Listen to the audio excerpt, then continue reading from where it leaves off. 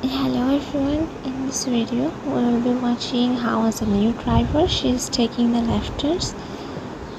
She will be taking total 3 left turns and I recommend you to watch it very carefully, figure out the differences between these 3 left turns, okay? And later on I will explain more.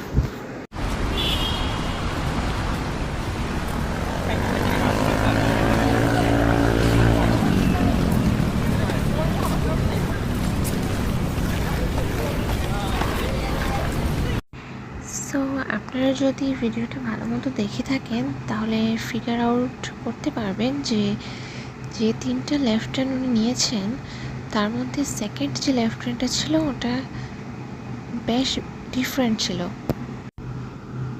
Second যে left টার্নটা উনি নিয়েছেন সেখানে আমি দেখতে পাবো যে উনি steering বেশ কয়েকবার left to right, right to left এভাবেই করে অ্যাডজাস্ট করেছেন এবং খুব স্মুথলি হ্যান্ডেল করেছেন বিষয়টা টার্নটা। তো এটা করার কারণ ছিল যে সেকেন্ড যে লেফট টার্নটা ছিল সেটার লেফটে অনেক কম স্পেস ছিল, ওখানে রিক্সা দাঁড়িয়েছিল, মানুষ ছিল, ইভেন রাস্তার ওখানে একটা ছোট্ট একটা গর্ত ছিল। আমরা সেকেন্ড ভিডিওটা আবার প্লে করে দেখব। দেখেন উনি লেফটে ঘোরার পর সঙ্গে সঙ্গে একটু রাইটে নিয়েছেন, আবার লেফটে নিয়েছেন, আবার একটু রাইটে নিয়েছেন, আবার লেফটে নিয়েছেন, দেন আবার রাইটে নিয়েছেন। ফাইনালি ওনার গাড়ির বডি স্ট্রেট হয়ে গেছে, উনি ওনার স্টিয়ারিংটা ইমিডিয়েটলি স্ট্রেট করে নিয়েছেন।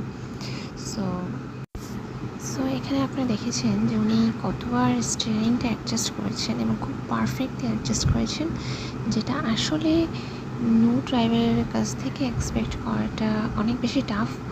তো আপনারা যখন ড্রাইভিং শিখবেন আপনারা জানেন যে উনি কিন্তু লেফট টার্ন নিচ্ছিল, ঠিক আছে?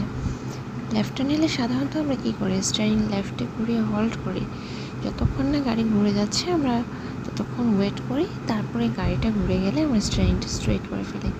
বাট আপনি দেখেছেন উনি এই একটা লেফট টার্ন নিতে গিয়ে কতবার স্টিয়ারিংটা অ্যাডজাস্টমেন্ট করেছেন, লেফটে নিয়েছেন, দেন আবার রাইটে নিয়েছেন, আবার লেফট নিয়েছেন, আবার রাইট নিয়েছেন, এভাবে 3বার করেছেন। এটা করার কারণ হলো যে ওনার লেফটে প্রবলেম ছিল, লেফটে স্পেস কম ছিল।